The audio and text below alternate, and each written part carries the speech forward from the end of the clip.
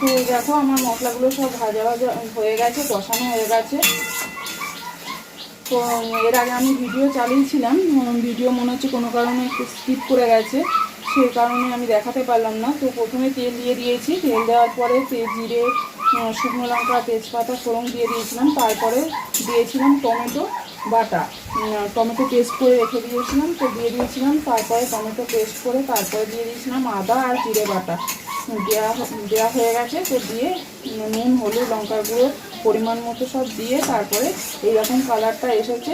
তো আমি দুঃখিত, আমার প্রথমে দেখাতে পারিনি, কোনো কারণে ভিডিওটা স্কিপ করে গেছে, আমি এখন দেখতে পেলাম। তো তোমরা কেউ কিছু মনে করো না, আমি যদি কিছু আবার ভিডিও ছাড়ি তো আমি সেই দিকে আমি লক্ষ্য রাখবো। তো যাই হোক, এখন আমি এই আলুটা দিয়ে দেবো।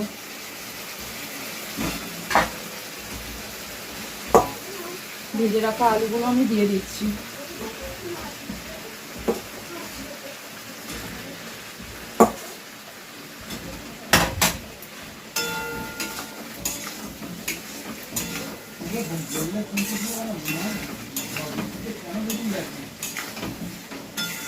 দেখো কত সুন্দর কালারটা এসেছে।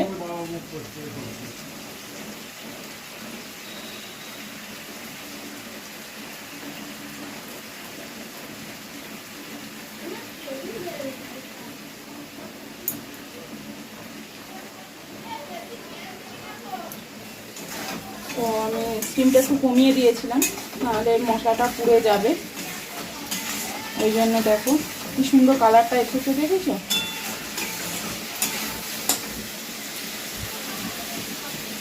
তো এবার দিয়ে দেবো জল, তারপরে সেদ্ধ হতে দেবো।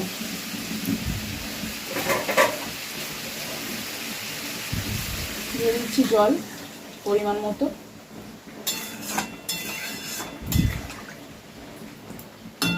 যেহেতু এটা মাখা মাখা করবো সেহেতু বেশি জল দেবো না, নাহলে বেশি ঝোল ঝোল করলে আবার রাইসের সাথে ভালো লাগবে না। তো সেদ্ধ হোক। তো দেখো আলুদমটা ফুটতে শুরু করেছে, আর একটুখানি ফুটে গেলেই নামিয়ে নেবো। আলু প্রায় সেদ্ধ হয়েই এসেছে।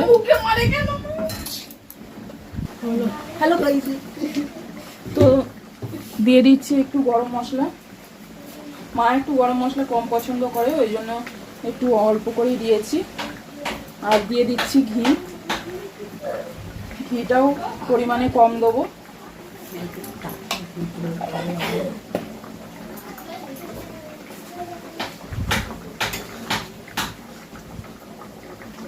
তো আলুটা আমার সেদ্ধই হয়ে গেছে, এই যে তোমরা দেখো কত সুন্দর সেদ্ধ হয়েছে।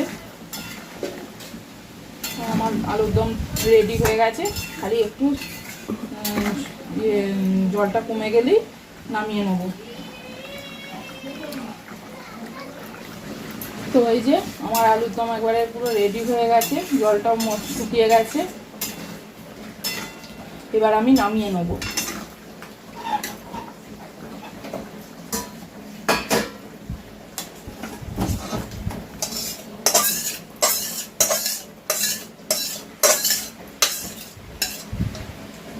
এই যে